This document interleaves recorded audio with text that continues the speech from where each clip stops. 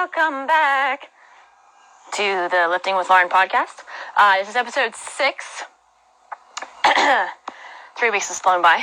Anyway, obviously I have not been consistent with which days I'm doing this, but it's a morning time and I'm lifting, so that part's being consistent. So I actually have been debating around in my head what I was going to talk about today, and I literally just changed my mind about 10 minutes ago about what I was going to talk about.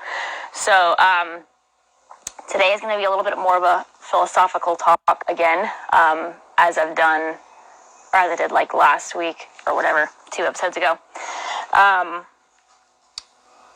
I'm going to kind of use this as like processing all the thoughts I'm going through. So I just got a notification on my phone, sorry. Just so you know, apparently women actually process information by talking about it. That's why women talk so much. So sometimes we don't really know what we're thinking until we just blah, blah, blah, blah, blah, blah, talk about it. So that's why I enjoy doing things like this, because I can process my thoughts better. So I basically try to teach while I solidify what I understand. So anyway, today I actually wanted to kind of process through and talk about honesty. So not lying necessarily, but more this idea of being bold and upfront, maybe with people, maybe in relationships, whatever. I have some specific thoughts, but I'll kind of start off general. So I think ever since I was like a young teenager, have been a big stickler on, it feels really good on my side, on trying to be really upfront with people in my family or my friends, even though it doesn't always turn out that way.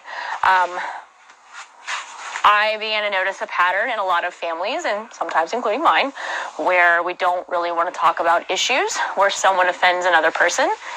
And instead of bringing that issue to the forefront or talking about like, hey, this isn't okay for you to act this way. This is how you make me feel.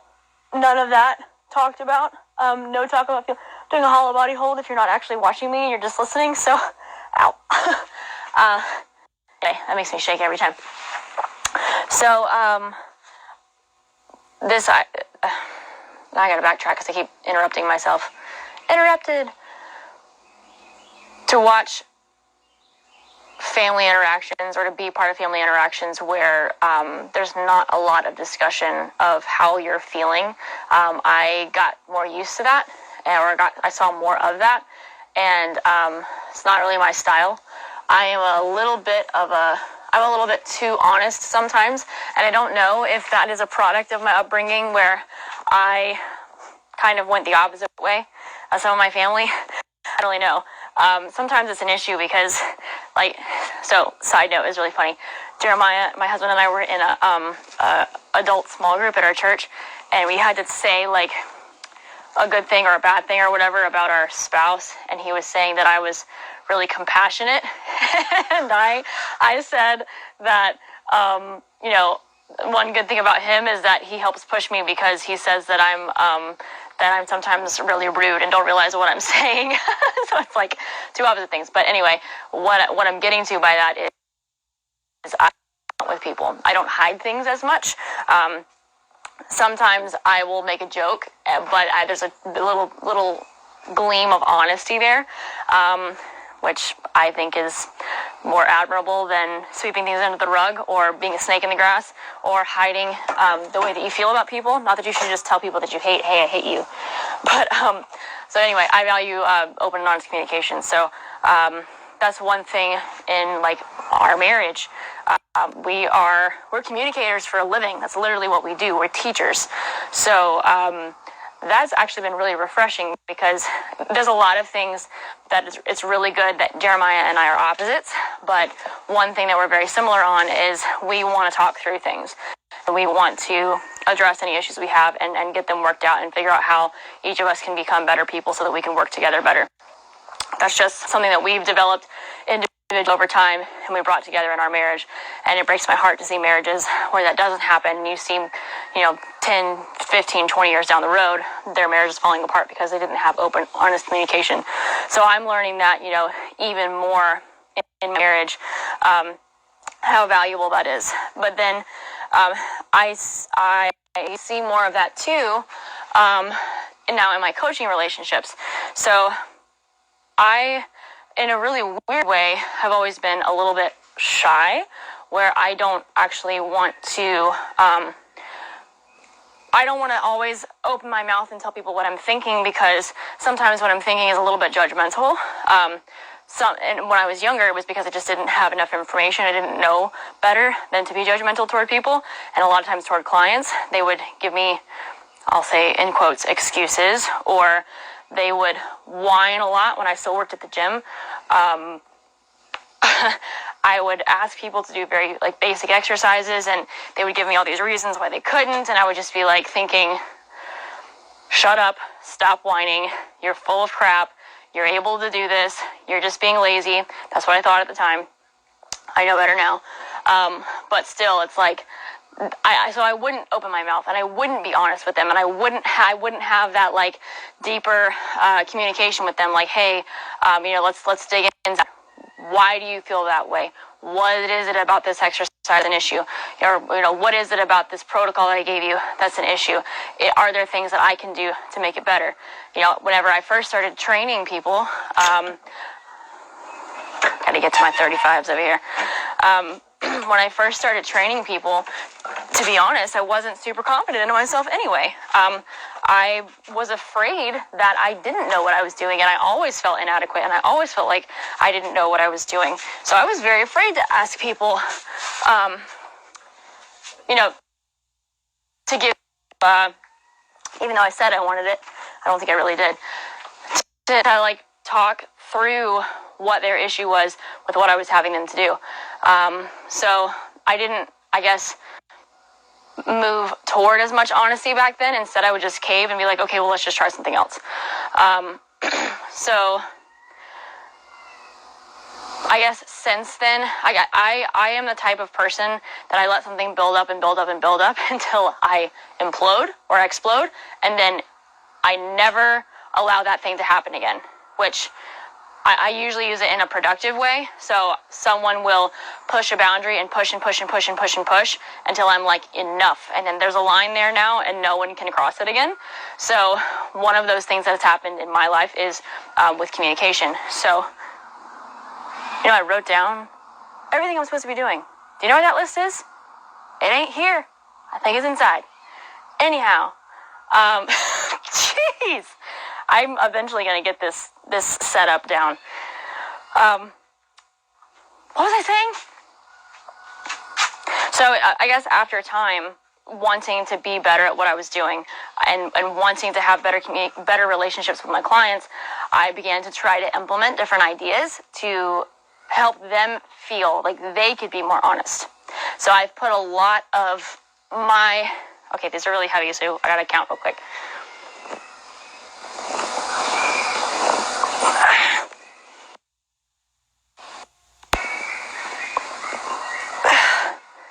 I think I have 2 more. Oh, God. These are a little too heavy to do full ranges of motion with. I put a lot of pressure on my clients to be the ones that were open communicators, and I expected them to be the ones that would come out and tell me what they were feeling, what their issues were. And I would get frustrated when, I would have discussions with them and they wouldn't just tell me what the problem was. They wouldn't tell me why aren't you doing your home workouts? Why are you only working out when you come in with me? Why are you not doing I'm gonna have to walk in and get my thing, so I'm gonna have to bring this with me. Why are you not doing the nutrition protocols that I've given you? I get to see your house. So, I put a lot of emphasis on the client. Oh, you know what? I have to stop talking because I just walked away from my other mic, which is also recording this. Shh, no talking. Slightly mental. Get back in here. Come here. Dog. Come here. Come on. Come on. Hey, get in here. Alfonso, come inside. Come on. Come on. She's afraid of this big old stick. Inside. Come on. Come on. Okay, thank you.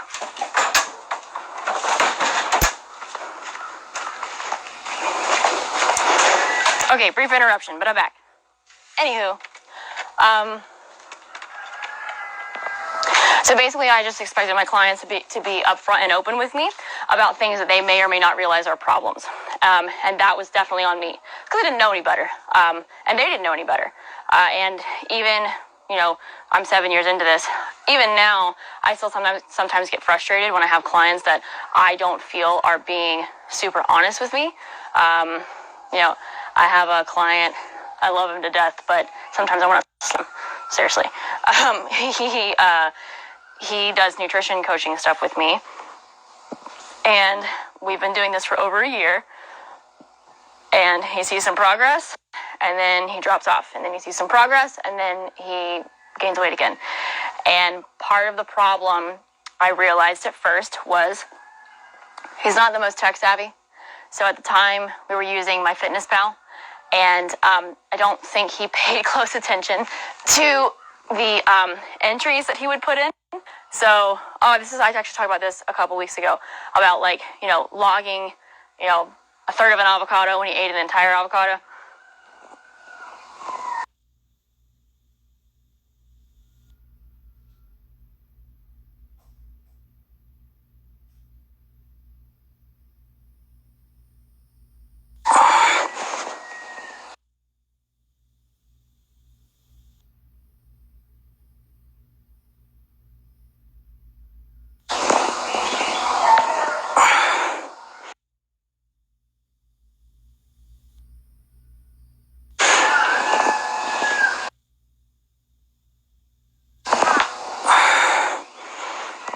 I wouldn't really recommend anybody doing that with partial ranges of motion, but that's kind of the heaviest moderate weight that I have.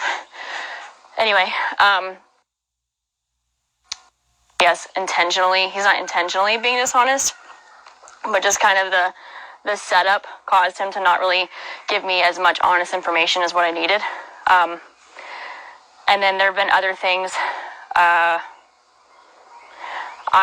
When I first started online training, I actually first started online training in 2014, which is way back, and I've gone in and out of it through the years.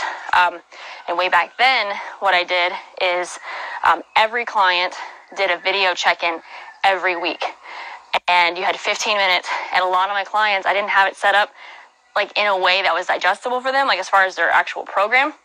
So a lot of them didn't work out. We would do calls, and they hadn't worked out, or they hadn't logged their food, and I didn't really have a backup plan how to work around it. I do now, but back then I was like, what do I do? They haven't worked out, they haven't talked. Oh, okay, we'll just cancel your call. So I was sabotaging their ability to be open and honest, and I also didn't know how to do that digging to help clients to be more honest. So it's now I start to realize that a lot of it is on me.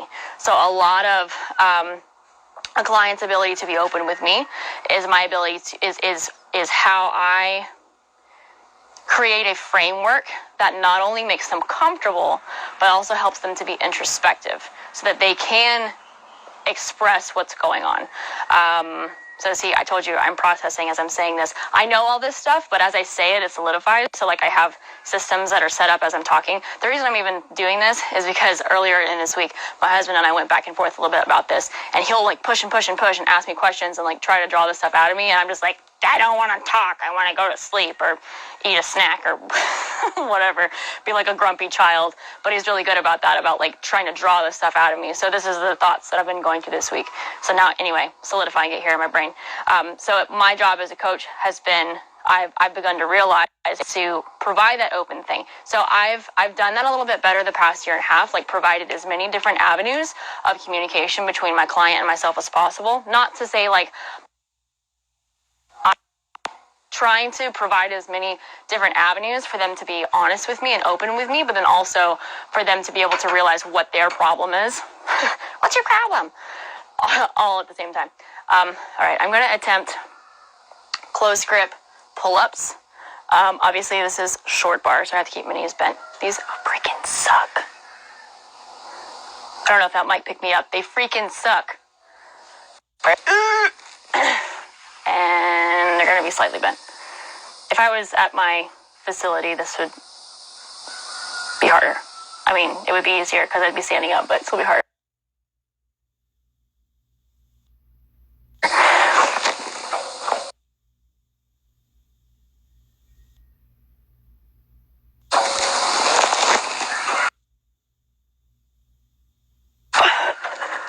Yeah, it's definitely easier on the lower bar. I don't know if I can do another one.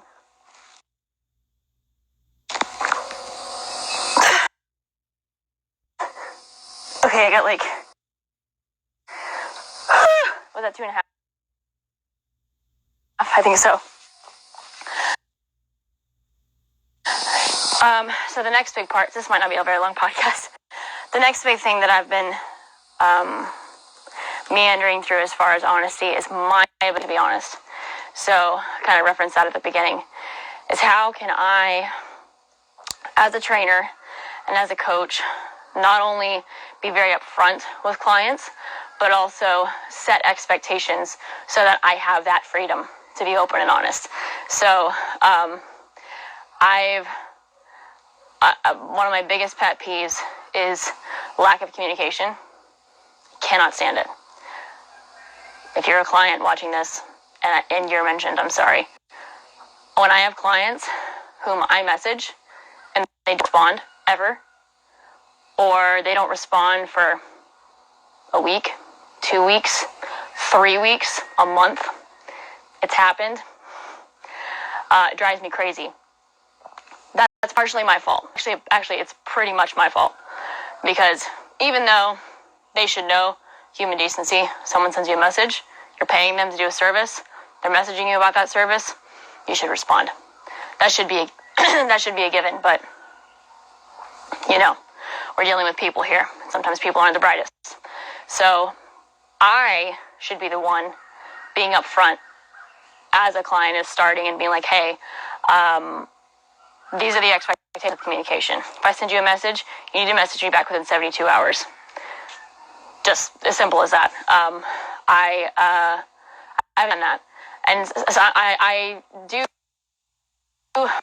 when I sit down and talk with them initially, I realize like I don't have to tell them that because they're pretty good about that.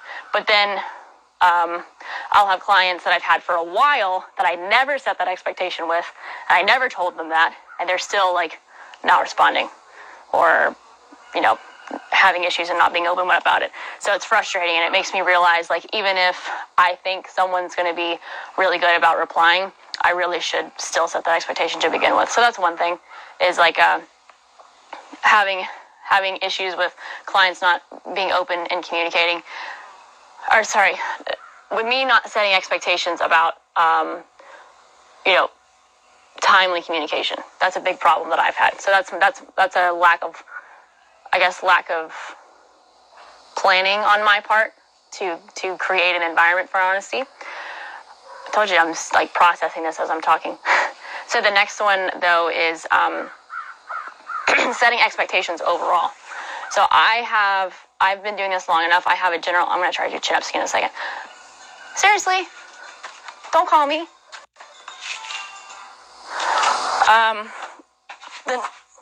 Whoa. Do you see those skills? The next one is, I've been doing this long enough that I kind of know what the process looks like for what a client is going to go through. Even though every client is a slightly different, I've gotten better about seeing and understanding a pattern. All right, I gotta do some chin-ups, hold on, or pull-ups.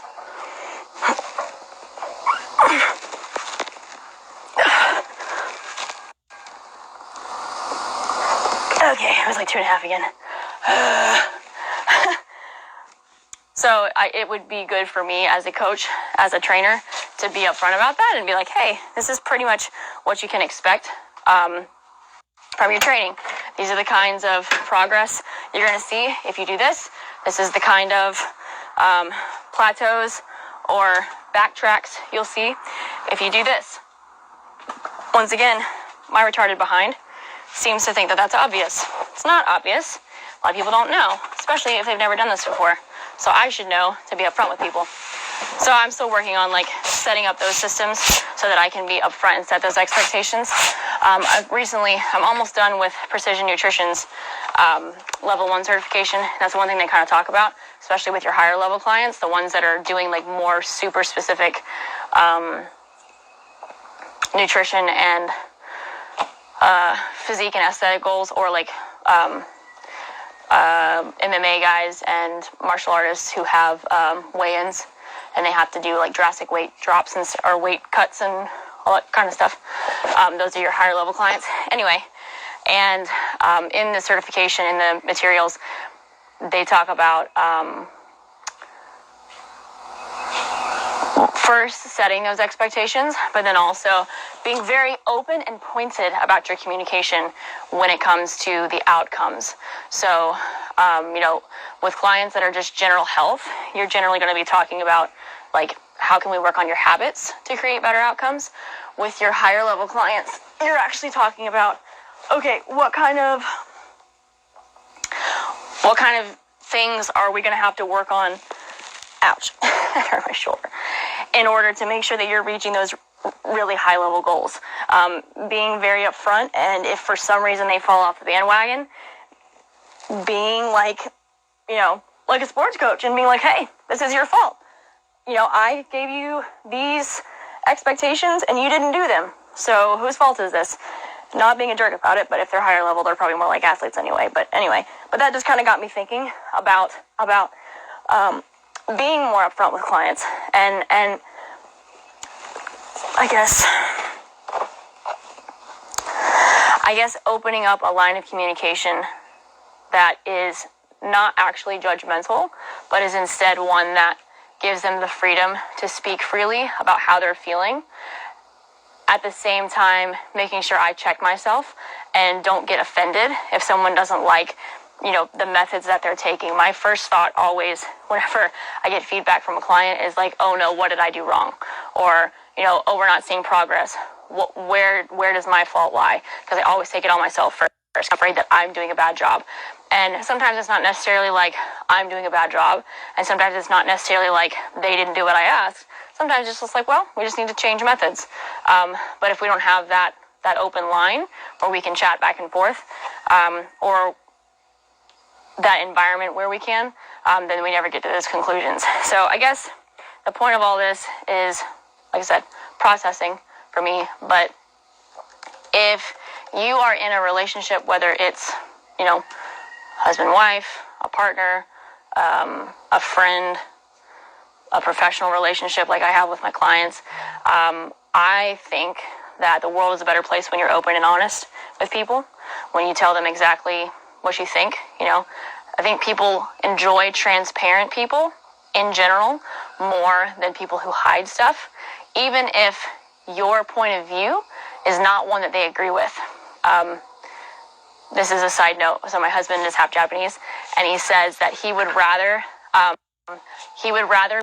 be around a group of racists who were very open about their racism than those who hid it. That's a terrible analogy, but he's right. I would rather be talking with someone who was very open and honest with me about myself or my methods or whatever, so that we could kind of talk back and forth and not have hard feelings, because I get more hard feelings whenever I feel like something's being hidden. Then that starts to like amplify in me, and I'm just like overcomplicating things in my brain, like I guess like creating these complexes, like, oh my God, are they mad at me? Or are they hiding from me? They're not doing what I'm asking. It's just like make me really mad, like blah, blah, blah, like this whole like crazy woman spaghetti brain thing that we've got going on here. I do all of that. So to avoid getting into that space, I like to be able to talk up front with people. Anyway, that was a lot of babble about whatever. So anyway, if you guys want to hear me babble on about other things, send me a message. Next week I might talk about spot reduction, because that was one of the things that I had mentioned in one of my poll stories. But if you guys have other questions about things, let me know. Just be honest about what you want, okay?